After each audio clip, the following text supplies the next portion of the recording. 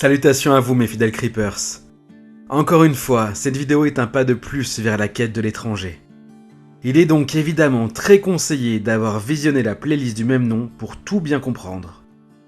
Pour cette vidéo, vous pourrez retrouver les voix de Creepy Stories, Poisson Lanterne Creepypasta, Stup Aurore, Azael du Carousel Studio, et une invitée très spéciale en la personne de Saeko.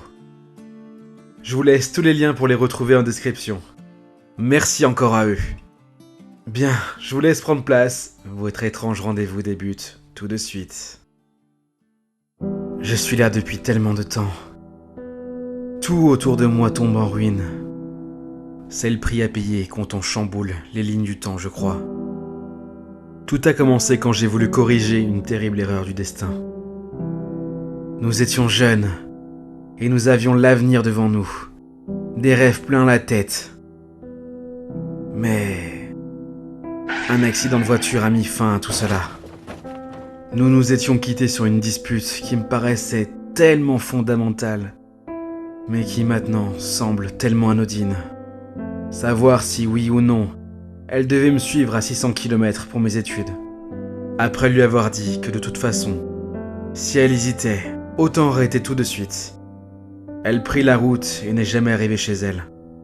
Une voiture l'a fauchée et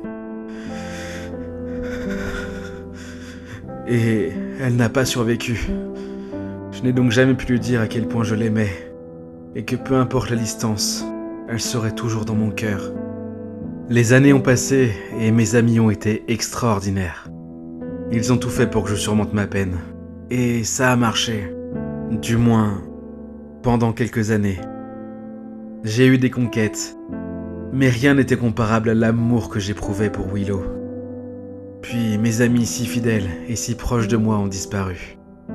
Certains se sont mariés, ou ont eu des enfants. Moi-même, je m'en suis éloigné. J'ai trouvé un travail et j'ai quitté Londres et ses lumières criardes pour la tranquillité de Canterbury. La seule constante dans ce pays, c'est l'omniprésence de pubs. God save the Queen. Dans cette nouvelle vie, j'ai vu et entendu bien des choses. De la plus petite rumeur de voisinage au plus gros casse du coin. Mais rien ne m'avait préparé à ce que j'ai entendu ce soir-là. J'étais appuyé contre le bar, comme à mon habitude, et j'écoutais les ragots et autres commérages des gens du coin. C'est ainsi que j'ai entendu une personne dire qu'un très bon ami à moi avait pu retrouver son fils. Chose impossible, car ce dernier était décédé. J'ai alors observé rapidement l'homme qui se tenait à ma gauche. Je le connaissais vaguement. C'était le frère d'un notable de la ville. Plaît-il, mister ? Les Jenkins sont mes amis, et je n'apprécie pas trop qu'on salisse la mémoire de feu Roy Jenkins. C'est pas un ivrogne qui va me faire la leçon. Hein. Je sais ce que je dis. Il a pu revoir son fils. Et si tu me crois pas, t'as qu'à aller le voir. Et je l'ai fait. Je suis allé le voir, m'excusant de le déranger à une heure si tardive. Et contre toute attente, il m'a tout confirmé. Je t'en prie, mon ami, ne me juge pas. Mais pourquoi ne pas m'en avoir parlé avant ? Le contrat, Peter, si je le rompais, je perdais mon fils à tout jamais.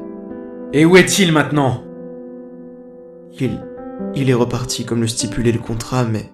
Peter, j'ai pu le revoir une dernière fois. Pendant 24 heures, il était là. Il était de retour, mon Roy. Mon petit garçon. On a continué de parler une bonne partie de la nuit. J'en ai appris plus sur les conditions du contrat. Ce qu'il pouvait en dire ou non.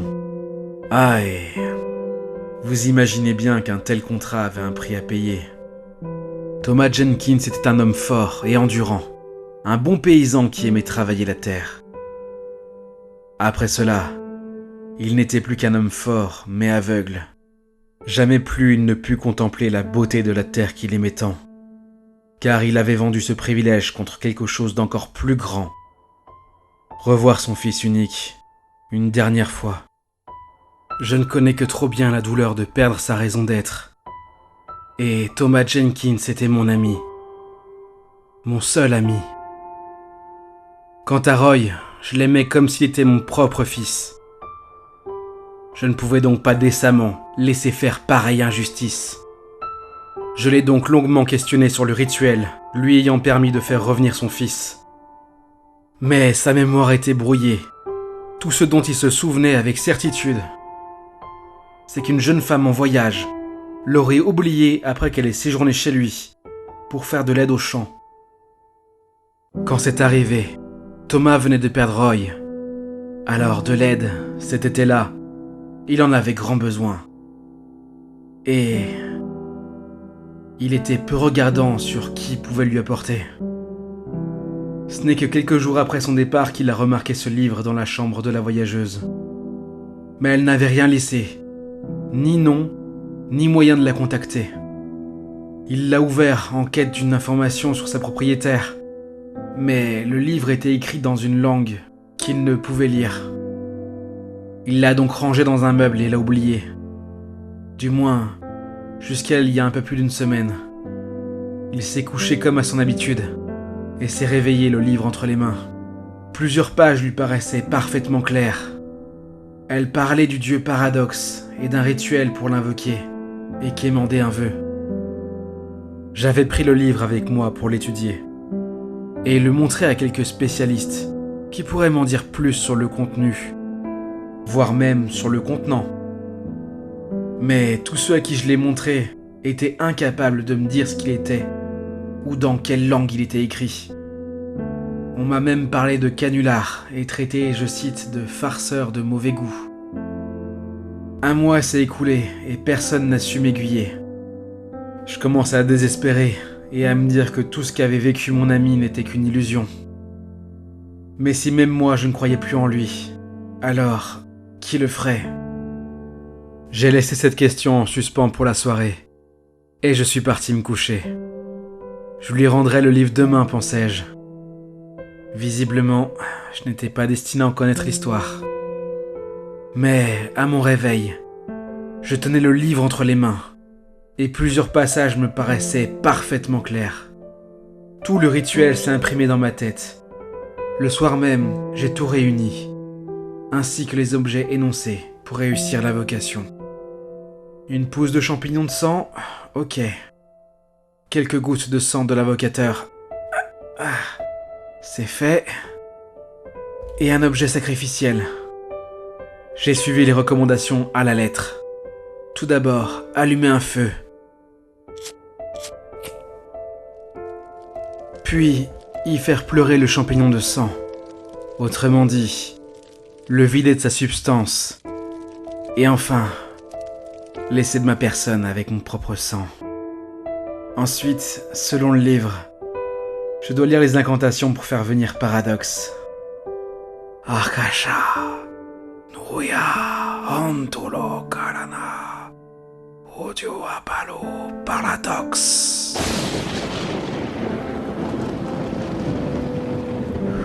Viens à moi, esprit ancien. Je t'échange mon désir contre le tien, Paradoxe. Pendant les 5 premières secondes, j'ai pensé avoir échoué quelque part. Mais c'est justement à cet instant qu'il s'est manifesté. Tout d'abord, il y a eu énormément de fumée. Puis, un tic-tac perdu dans la brume. Et enfin une voix. Où sont mes petits gâteaux ? Quoi ? Quel est ton objet sacrificiel ? Un sablier.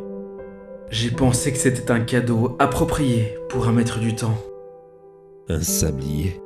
Un sablier ? Je suis le temps lui-même, et lui il me ramène un sablier. Eh bien, pardon, j'ai cru... Je pouvais voir son visage à présent. Et il était bien plus doux que ce à quoi je m'attendais.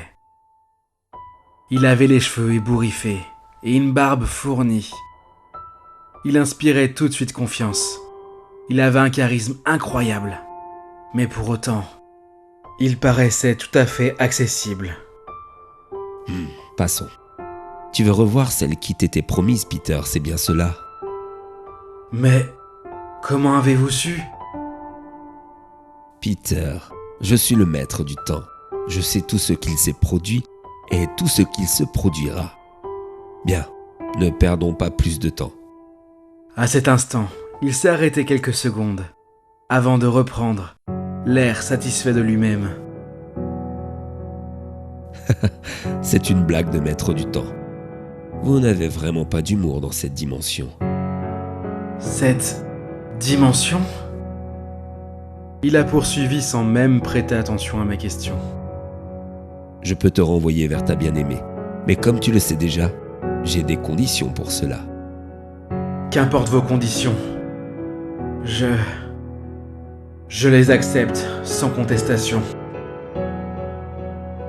Il a souri et m'a fait un simple geste de la main, comme pour me dire au revoir. Quand il a abaissé sa main, je me suis retrouvé dans mon ancien appartement. Tout était identique à mes souvenirs. Je me suis alors touché le visage pour être sûr de bien comprendre ce qu'il m'arrivait. Je touchais une peau jeune, qui n'avait pas été éprouvée par les ravages du temps. Malgré tout, j'avais encore bien du mal à y croire. J'ai foncé vers le miroir de ma salle de bain. Cela ne pouvait être vrai. Mais tout était réel. J'avais le même visage qu'à mes 19 ans. Pire, j'avais la même coupure au menton que celle que je m'étais faite la veille de l'accident. Oh non, l'accident! J'ai pensé. J'ai couru en direction de son appartement, dans l'espoir de la trouver et empêcher tout cela. Mais alors que je courais, j'ai entendu un son que je n'avais plus entendu depuis bien longtemps.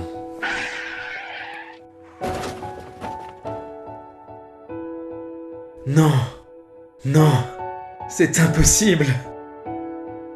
J'ai accouru vers le lieu de l'impact.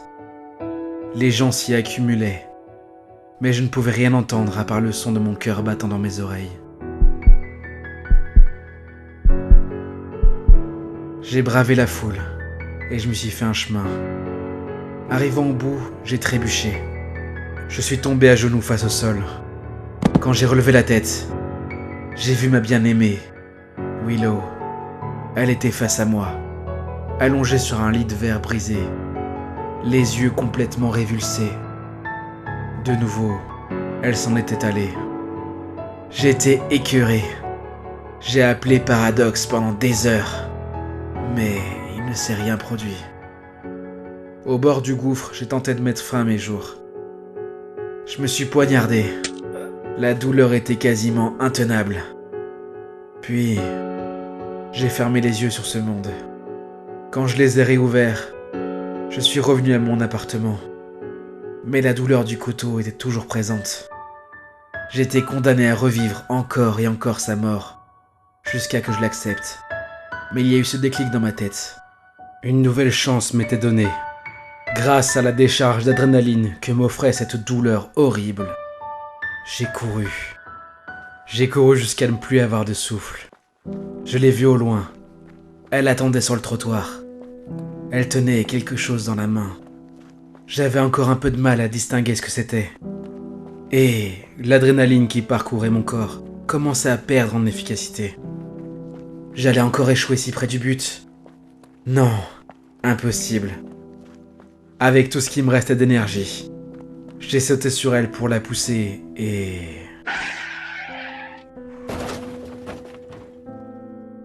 Est-ce qu'il va bien? Je me suis réveillé dans un lit d'hôpital. Je voyais flou, mais une chose est sûre, je voyais Willow. Enfin, elle était en vie.